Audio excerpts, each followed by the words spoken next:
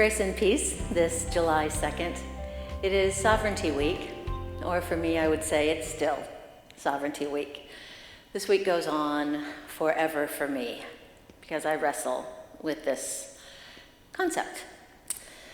In Scripture, for theological terms, sovereignty is just roughly the teaching that we understand that God is the supreme ruler, has the supreme authority in all things, and we're recognizing this to be true. All things are under God's control. Simple enough. But we also understand that Bible dictionaries, many of them, will go so far as to define God's sovereignty as the absolute right of God to do anything, all things, according to God's good pleasure. So the right to do this, the ability to do these things, but also then having the fundamental nature of God to do these things, that's a different thing. That's why this is a long week for me. Well, if only it were that complexly, simply the case. You see, sovereignty is also a much more packed word than that. There's lots of other things that are meant by sovereignty, right? There's sovereignty in terms of government, which I've touched on before. Sovereignty meaning governments have control over specified areas. Sovereignty for governments meaning they have the right to control lands or water, and even now, in certain circumstances and concerning international laws, you have the rights to control the air. I don't fully understand that, but people I trust tell me it's true. And then you go even further.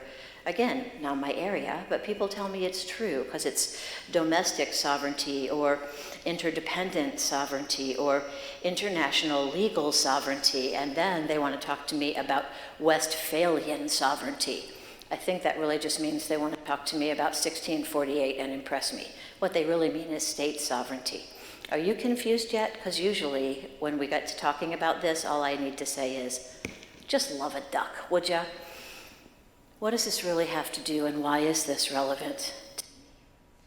Sovereignty, more than anything else, means that someone somewhere has legitimized this sovereignty. It requires recognition, right? A reciprocal recognition. And in far too much honesty for me, this is what this means.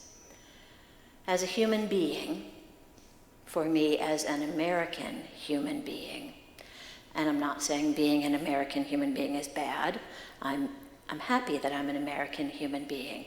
But what that means is, raised as an American human being, I was raised with a narrative of, you can pull yourself up by your own bootstraps, kid.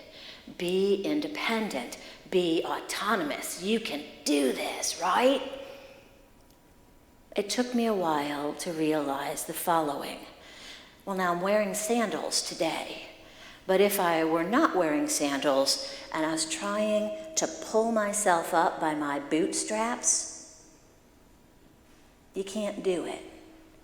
At the time that that saying is coming around, we're talking like cowboy boots, right? And even if you are the most wonderfully balanced yoga instructor, you can't do it. At some point in time, you have to lean on someone or something. I can sit here and wait if you'd like to try.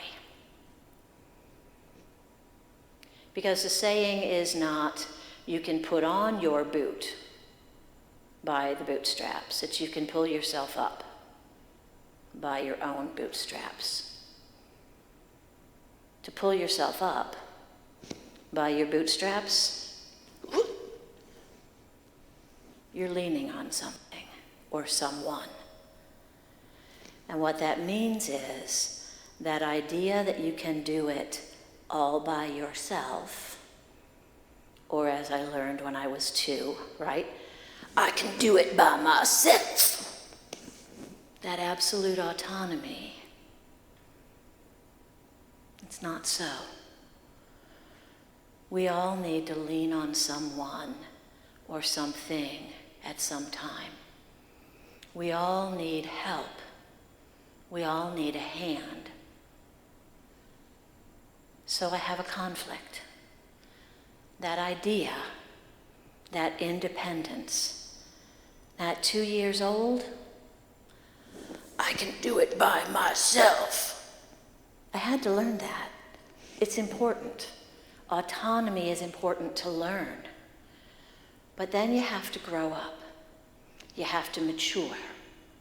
And you have to realize, you have to recognize, you have to legitimize the standing, yours and the standing of someone else upon whom you depend, someone you need.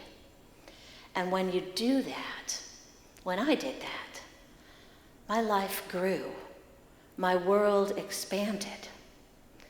And so when I wrestle, when I've wrestled this week, that tug of war that I've been engaging in, because we play tug of war with God, a tug between sovereignty, my own sovereignty, and then my inner dependence, my interdependence, my full dependence, that ego need I have to be. But then independent, but I am dependent. But when I learn